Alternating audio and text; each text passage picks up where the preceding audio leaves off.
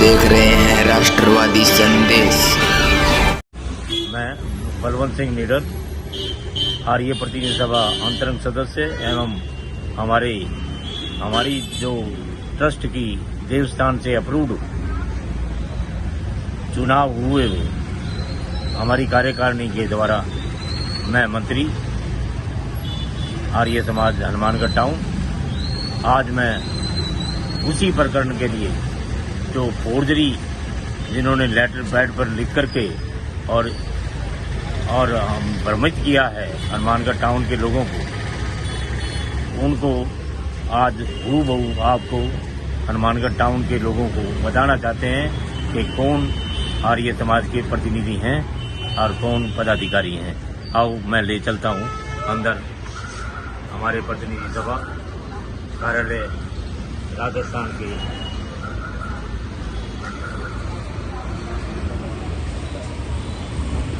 कार्यालय में।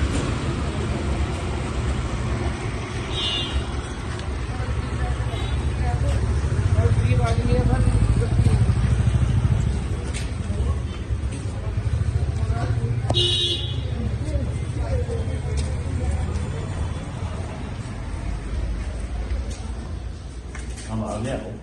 अच्छा, हाँ बोलिए क्या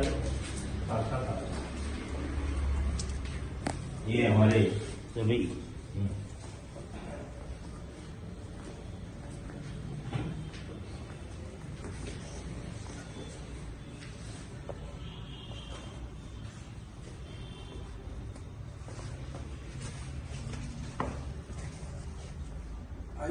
शर्मा जी, स्वामी जी नमस्ते। हमारे माउंट आबू गुरुकुल के संस्थापक, व्यवस्थापक और वहाँ के अभी उन्होंने संन्यास लिया, वो हमारे संरक्षक हैं इस आर्य प्रतिनिधि सभा के। और सामने हमारे पूरे राजस्थान आर्य प्रतिनिधि सभा के चुने हुए प्रधान जी किशनलाल जी गहलोत जोधपुर, और हमारे यशस्वी मंत्री हमारे जी वर्धन जी शास्त्री जो गुरुकुल चलाते हैं और हमारी आर्य प्रतिनिधि सभा को संभालते हैं। आओ इस कारण में आपको परिचय करवाऊं।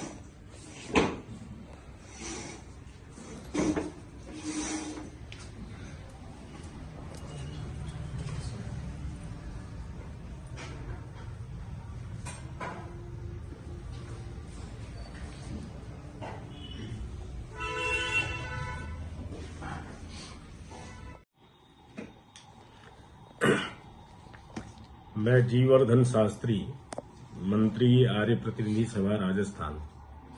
विगत 3 वर्षों से आर्य प्रतिनिधि सभा के काम हम लोगों की कार्यकारिणी देख रही है।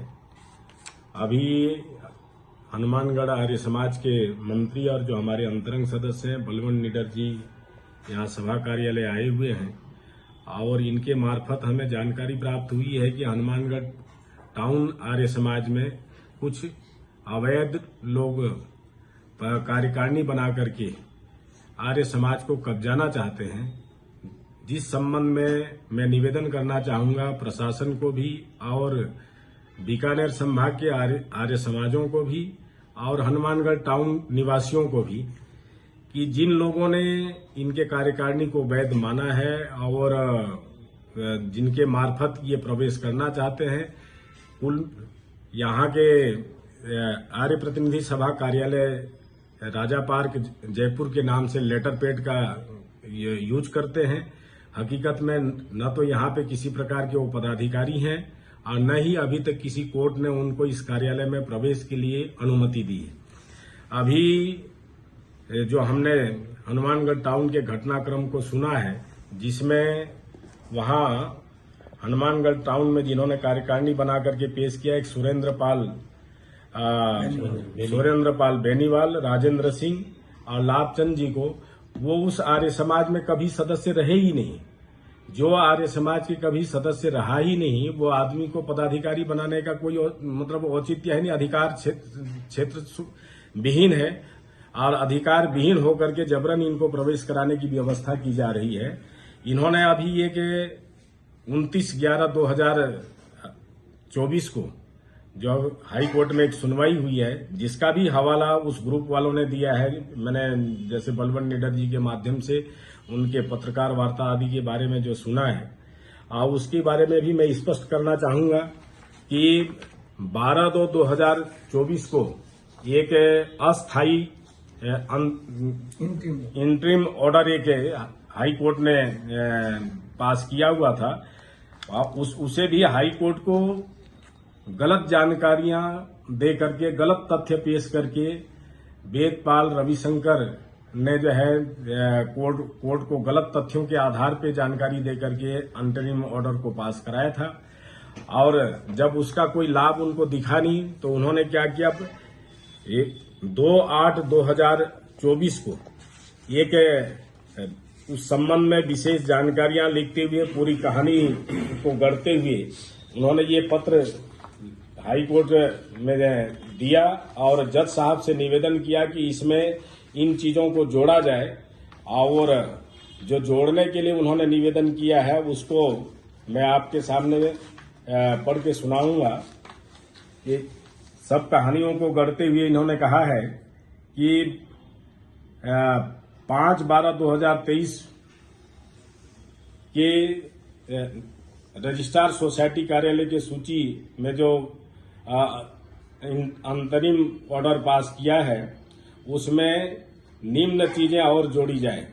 और वो जोड़ने के लिए सरकार को आदेशित किया जाए कि पुलिस आयुक्तालय जयपुर को लिखा जाए कि आर्य मार्तन हमको दिया जाए, आर्य मार्तन में घोषणा पत्र अधिप्रमाणन किया जाए।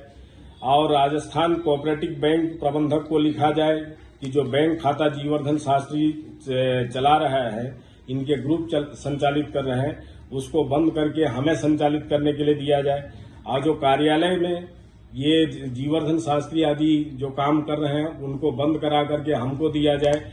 इस प्रकार की उन्होंने मांग उस अंतरिम ऑर्डर में साथ में सम्मिलित करने के लिए कोर्ट के सामने अपना निवेदन रखा था। उसको कोर्ट ने स्पष्ट रूप से खारिज करते हुए लिख दिया कि यह मामला याचिकाकर्ता द्वारा प्रस्तुत अंतरिम आवेदन संख्या 4/2024 पर आया है, जिसमें इस न्यायालय द्वारा पारित दिनांक 12/2/2024 के आदेश में संशोधन स्पष्टीकरण की मांग की गई है। उपरोक्त आवेदन के अवलोकन से पता चलता है कि याचिकाकर्ता दिनांक 12/2/2024 के आदेश में कई तरह के संशोधन की मांग कर रहा है, जिसे इस न्यायालय द्वारा पारित नहीं किया जा सकता, क्योंकि इस न्यायालय द्वारा पारित आदेश स्पष्ट और विशिष्ट है। इन्होंने स्पष्ट कर दिया कि उसको हम पारित नहीं कर सकते। इसका मतलब वो कार्यालय में प्रवेश नहीं कर सकते, न वो आर्य मार्तन संचालित कर सकते हैं, न बैंक खाता संचालित कर सकते हैं। तो किस आधार पे वो प्रतिनिधि सभा है और वो किस आधार पे आर्य समाजों को तोड़ करके जो है नए नए कार्यकारिणी गठित करके आर्य समाजों को तोड़ फोड़ करके जो शांतिपूर्ण आर्य समाज की संस्थाएं काम कर रही हैं उनमें जाकर के व्यवधान पैदा करने का जो काम कर रहे हैं वो कोर्ट के सरासर अवहेलना कर रहे हैं। और रही से ही अंतरिम ऑर्डर के संबंध में उसके बारे में हमने जवाब अपना पेश किया हुआ है, लेकिन अभी तक सुनवाई हो नहीं पाई है। और निश्चित तौर पे कोर्ट जो है दूध के दूध और पानी के पानी करेगा।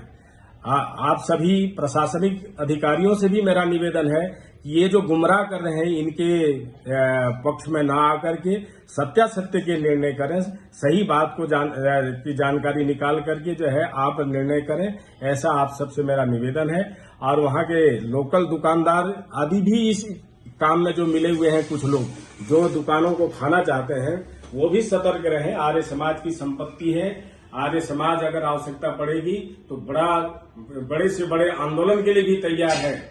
आर्य प्रतिनिधि सभा के माध्यम से हम आंदोलन भी अगर आवश्यकता पड़ेगी तो करेंगे। अगर शांतिपूर्ण इसका हल निकल जाता है तो हम उसका धन्यवाद करेंगे।